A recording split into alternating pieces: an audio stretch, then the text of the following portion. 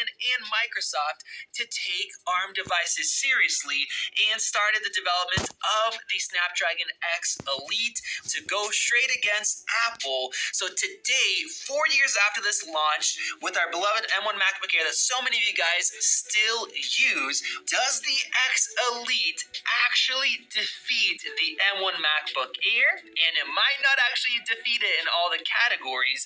And how much better of a device is this new machine that is actually our recommended X Elite laptop? Now here are the specs side by side, and the crazy thing is you can buy a brand new M1 MacBook Air for $699 right now, and the Surface Laptop 7 is basically double the price, but we also have more RAM, we have a larger SSD, and newer technology. Now of course we are going to compare everything from the design to the screens, the webcams, benchmarks, and real-world performance, along with battery life, because both of these are charged up to 100%, and I'm going to go ahead and unplug them as we are starting our test. Now I want to point out that the Surface does have a larger battery at 54 watt hours compared to 49.9, and even though we've used this MacBook Air quite a bit, it still has 99% maximum capacity, so it is healthy. Now as you guys can see, the designs are interestingly very similar. We have the gold color.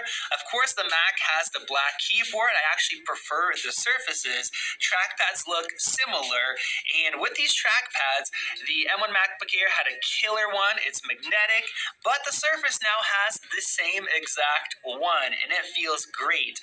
As far as the keyboard feel, both of them feel excellent. The Surface has a really nice keyboard. As far as weight, the MacBook is 2.8 pounds compared to 3 pounds for the Surface, and even though both of them have the wedge design, the Surface is just a little bit thicker. For ports, the Surface definitely wins. We have a USB Type-A port, then we have two USB 4 ports on the left-hand side compared to two Thunderbolt 3s, and the Surface also has that Surface Connect for charging, which you can also have some other accessories. So the MacBook is really basic, and this older one does not have MagSafe. Now as far as the speakers, that was one of the best things about the M1 MacBook Air. It had great speakers compared to Windows laptops, and you can see we have these grills on the sides, whereas the new MacBooks and the Surface, the speakers are hidden. So let's go ahead and see how far the Surface has come and if it can compete.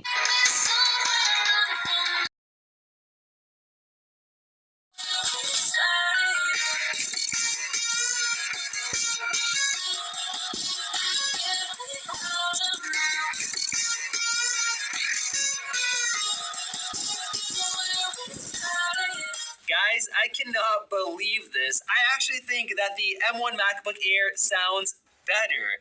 Its overall volume is kind of similar, but the bass is better on this machine compared to a brand new system. Now, this does have good speakers. It's getting close, but it's crazy. This is 4 years old. Now, getting into the displays, the first thing that stands out is just how thick the bezels are on this M1 Air. When it came out, it wasn't bad, but the Surface has such thin bezels all around. And with that, we also have Windows Hello built into that display right up top instead of having normal Touch ID.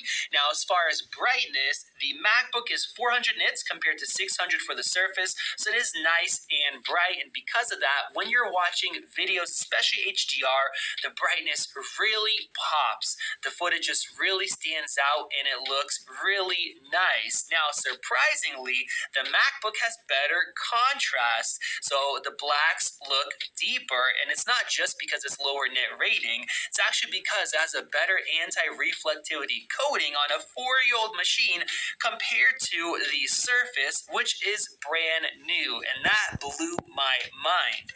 Now, the Surface does have a touch screen, so that could be one reason why. So if you like to interact with your display, you have that, where of course we don't have that on the Mac.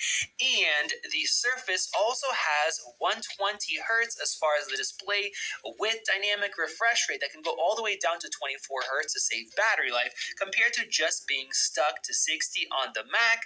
but surprisingly, even though the Mac's display is slightly smaller, it actually has higher resolution than the Surface. And now let's compare the webcams, and looking at the M1 MacBook Air's 720p webcam, man, the quality does not look great. I forgot what 720p webcams looked like. And here is the Surface Laptop 7's 1080p webcam.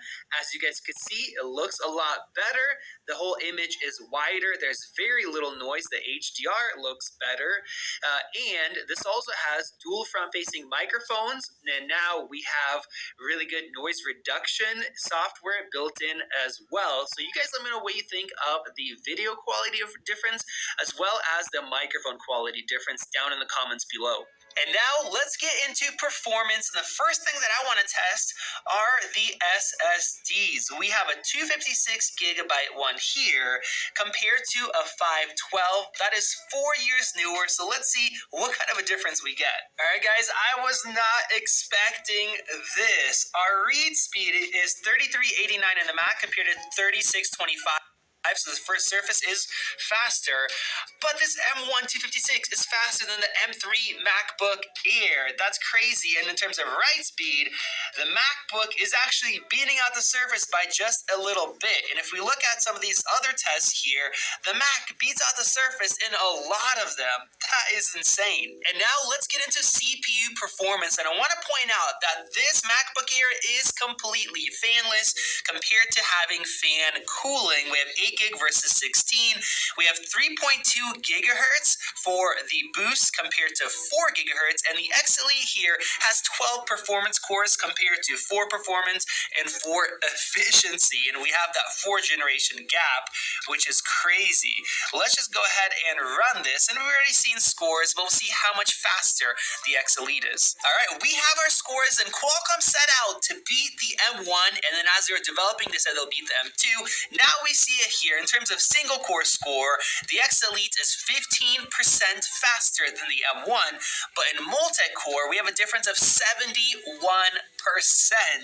That is a huge difference in CPU performance. Now, the M1 Max were always very snappy, had very good web browsing performance, so I have speedometer 3.0 opened up right here, the newest test, and let's see how these compare. All right, guys, we have our results, and I was not expecting this. We have 28.6 on the M1 Mac compared to 27.6 for the X Elite, meaning that for web applications, as far as snappiness, how quick things load and run on the web, the M1 MacBook Air is actually a little bit faster. And now I have Figma opened up right here, and this is a project designed by 500 Designs, one of the best design studios in California. We have lots of high resolution layers and images, and I'm going to start out with the M1, and we're going to see how quickly and smoothly it runs. So that is loaded up right there, nice and smooth for a 4-year-old machine. Let's zoom in here. We got some pixelation. It's taking a little bit to load this up. There, it is done. Now, let's go ahead and try it out with the Surface. Of course, we have that 120 Hz screen, which is super smooth. Let's zoom into the same portion over here. Bam! Definitely faster running this Figma app. And now I have 12 high-resolution layers opened up right here, and I'm going to go ahead and run the export to see how quick these systems are and how they compare. All right, we are done. So that took 151 on the Surface and 2 minutes